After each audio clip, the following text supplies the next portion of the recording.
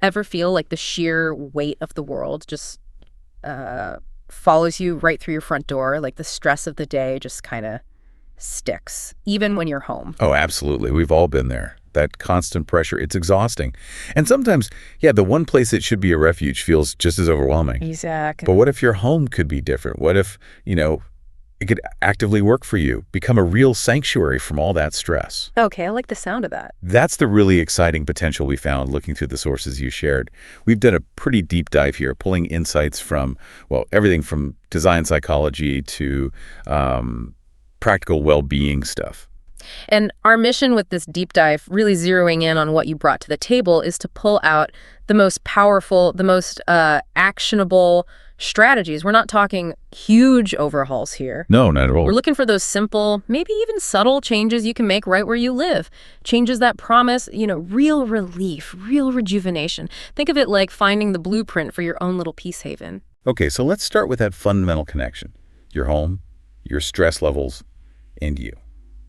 It's definitely true that stress is, well, it's just part of modern life, isn't it? For most of us, anyway. Seems unavoidable sometimes. But when you don't have that reliable place to retreat, somewhere to actually recharge, that pressure just keeps building and building. It has nowhere to go. Right.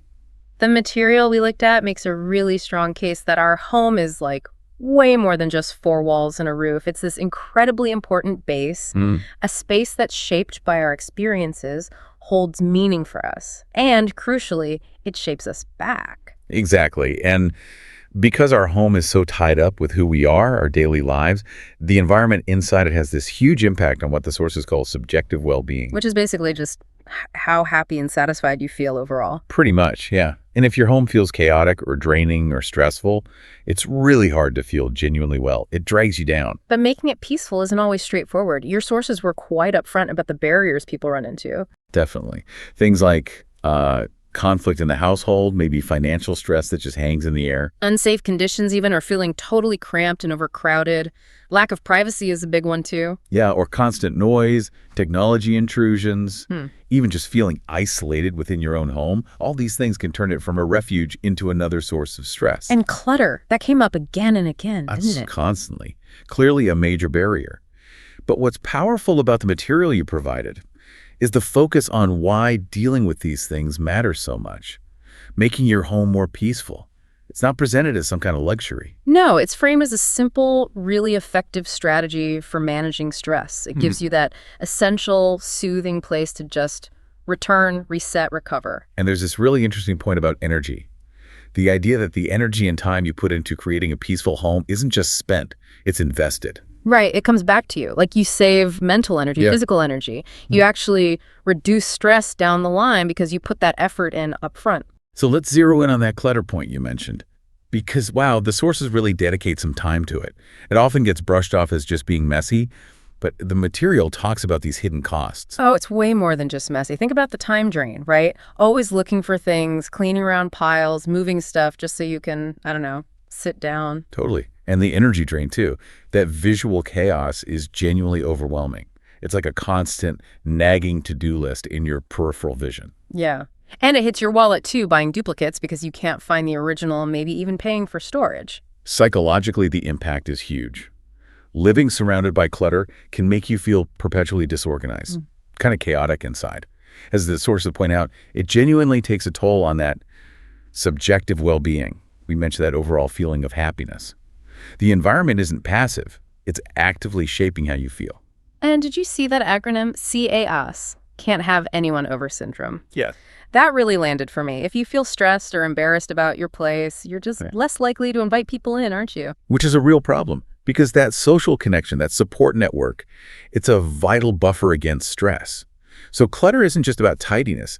It can actually erode your social support without you even realizing it. Okay, here's where it got really interesting for me, that deep link the sources drew between the physical clutter outside and the mental clutter inside. Right, the idea that less physical stuff automatically means less for your brain to process. Fewer decisions, fewer distractions vying for your attention. They used that simple wardrobe analogy, didn't they? Declutter your closet by half. You've just cut out half the daily decisions about what to wear. It seems small, but it adds up. And that connects to a broader point in the material about consumerism, about materialism.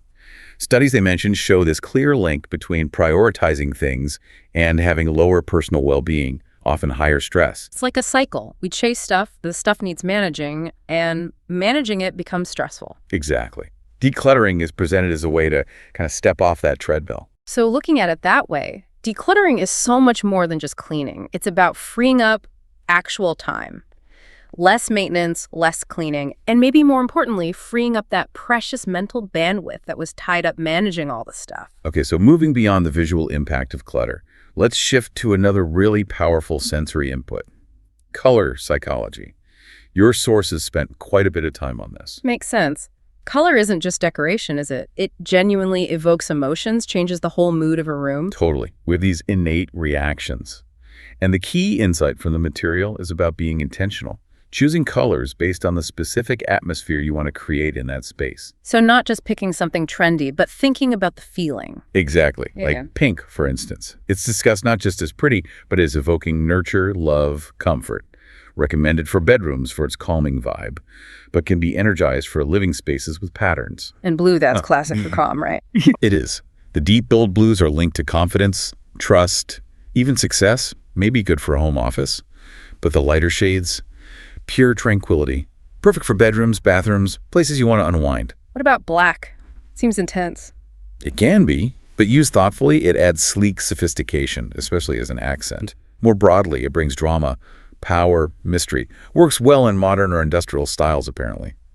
Timeless, if you do it right. Purple feels kind of luxurious. Yeah, the sources link it to depth, creativity, fantasy, mobility, regal charm. Suggested for dressing rooms or entrance halls for impact. Versatile, too, can feel feminine or masculine depending on the shade. Yellow just feels happy, doesn't it? Absolutely. Joy, optimism, energy, great for kids' rooms or anywhere you want that vibrant lift. Goldy shades are good for darker areas, makes them feel lighter, more spacious, or just use it in statement pieces. Green feels intuitive for calm, connection to nature. Exactly.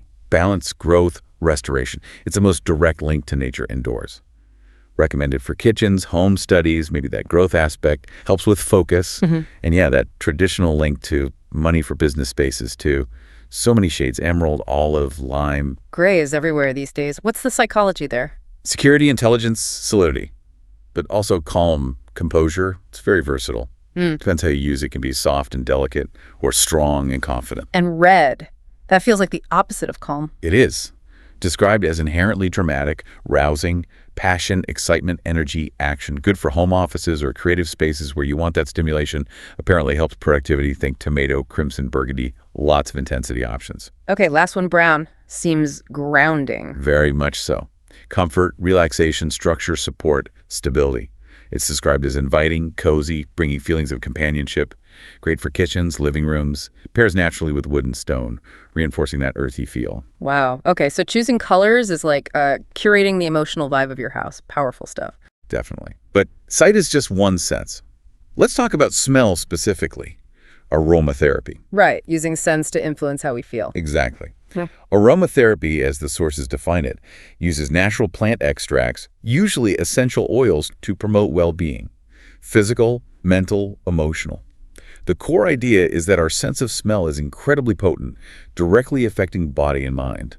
And for our goal here, creating a peaceful home, the benefits mentioned seem spot on. Promoting relaxation, reducing stress and anxiety, lifting mood, even helping with sleep. Yeah, and the material gives really practical, easy ways to use it at home. The most direct is just using essential oils themselves. Lavender, peppermint, lemon, eucalyptus were specifically suggested as good ones to start with. And a diffuser is a good way to spread the scent, right? Yep, easy way to get consistent scent. Or even simpler, a DIY air freshener. Just mix essential oil with water in a spray bottle. Quick fix. Scented candles are popular too. They are, but the source is at a good point. Look for ones made with natural stuff like soy or beeswax, and ideally scented with actual essential oils, not synthetic perfumes. Good tip. What about just keeping things smelling fresh generally? They mention natural odor absorbers, certain plants, baking soda, activated charcoal. Also, just using natural cleaning products like vinegar or baking soda mixes. Smells cleaner, and it's better for your indoor air quality than harsh chemicals. Makes sense. And basic ventilation too, right? Opening windows. Crucial. Stale air just feels heavy. So aromatherapy is presented as this kind of passive but really effective way to layer calm into your home environment. Okay, so we've hit sight with color, smell with aromatherapy. What about sound? Another key sense. Absolutely. Your sources discuss the impact of sound. They suggest incorporating calming sounds, maybe soft music, recordings of nature like ocean waves or rain. Or white noise machines to block out other stuff. Exactly, to mask those jarring external noises. The key thing seems to be intention and volume. You want a soothing background buffer, not another complex sound demanding attention. Keep it low. It's support, not the main event. Okay. And very related to that peaceful atmosphere is bringing nature indoors. Yes, adding indoor plants comes up explicitly. It reinforces that connection to balance, growth, restoration we talked about with the color green. And there was research mentioned too, wasn't there, about interacting with plants reducing stress. Yeah, suggesting it can lower both physiological and psychological stress. They specifically mentioned lower diastolic blood pressure just from being near plants. It seems clear nature indoors helps calm us down. So more than just looking nice. Definitely. And building on that, using other natural elements, wood, bamboo, stone in your decor, maybe fresh flowers, adds to that grounded, earthy, calming vibe. This connects really strongly to creating a Zen space. Which focuses on? Minimalism, neutral colors, those plants again, and soft, diffused lighting. Very calm, very uncluttered. That leads nicely into comfort, doesn't it? The sources talked about that Danish concept, hygge. Hygge. Pronounced hygge. Yeah, it's less about a specific look and more about a feeling. Warmth, contentment, well-being through simple pleasures, connection, often involving those natural elements. So how does that translate into home stuff? Really practical ways. Embracing soft textures, think cozy blankets, plush cushions, soft rugs, things that just invite you to relax and sink in. Creating a little relaxation nook, maybe? Like a comfy chair, good lamp, soft throw. Quintessential hygge. And soft, warm lighting is huge. Yeah. Lamps, candles, much more soothing than harsh overheads. It's all about ambience. Natural elements again, simple personal decor, things that mean something to you. Exactly. And a neutral color palette often helps. Soft whites, creams, gentle grays, creates that serene backdrop. Focusing on comfortable seating, lots of cushions, using fabrics like velvet or cotton or linen for warmth and texture. It's a multi-sensory comfort thing. They even mentioned a water feature, like a small indoor fountain. Yeah, for that gentle, calming sound of flowing water. Another layer of tranquility. Okay, so we've covered a lot of the sensory stuff, but what about the underlying structure? Routines, mindset, the sources touched on that too. Feng Shui came up. Right, the ancient Chinese art of arrangement. The idea is that the energy, the qi in your space is affected by physical things. So taming clutter, keeping pathways clear, having houseplants, even clean windows. These things help the energy flow better. That's the principle. Offering long-term benefits to the feeling of peace once you incorporate them. And creating dedicated spaces for stress relief, like a reading nook or a meditation spot. Strongly recommended. A cozy reading nook, comfy chair, soft light, maybe tucked away a bit, or a Zen meditation space, minimalist, neutral, uncluttered, soft lighting. Having that spot ready makes it easier to actually do the relaxing thing, right? Yeah. Acts as a reminder. Exactly. A physical cue and a facilitator. Makes the habit easier to stick to. The sources also briefly mentioned optimizing furniture arrangement for comfort and flow, just making the space feel easy to move through. What about routines within the home? Establishing a consistent relaxation routine is highlighted. Setting aside time for mindfulness, deep breathing, meditation, yoga, journaling, whatever works for you. It weaves structure and serenity into daily life at home. Temperature came up too, surprisingly. Yeah, maintaining a comfortable temperature, ideally 60-67 Fahrenheit, they suggested can actually improve mood and make unwinding easier. The thermostats, fans, AC, whatever, keeps it comfy. And privacy. How do you get privacy without feeling cut off? Smart furniture arrangement, using plants as natural screens, curtains, decorative screens, but still letting in natural light so it doesn't feel isolating. Oh. It's a balance. What about when things are just busy, high energy in the house, kids running around, lots going on? Good question. Strategies mentioned include setting boundaries around quiet times or spaces, deliberately using soft lighting or soothing scents, even if it's chaos, maybe taking a few deep breaths yourself. Having designated quiet corners or calm zones gives people little retreats. This kind of brings us back to the clutter and mindset link, doesn't it? That behavioral activation idea. Exactly, connecting organizing and decluttering to the therapeutic concept that taking small, achievable actions, tidying one shelf, making the bed, can directly boost your mood and give you a sense of control. Which is huge for stress management. Absolutely. They even brought in the wise mind concept from DBT for deciding about possessions, balancing the rational need for an item with your emotional attachment. It shows how even small physical actions in your home can kickstart positive mental shifts. So when you pull all these threads together, the clutter, the color, scent, sound, nature, comfort, routines, mindset, creating that peaceful home sanctuary, it's really personal, isn't it? That's the core message, really. It's not about following some rigid design rules or making it look like a magazine. It's about intentionally designing a space that makes you feel genuinely comfortable, secure, happy. Yeah, like finding what truly resonates with you. Maybe think about places outside your home where you naturally feel relaxed. A park bench, a quiet library corner, a friend's cozy living room. What elements are there? Can you bring some of that feeling home?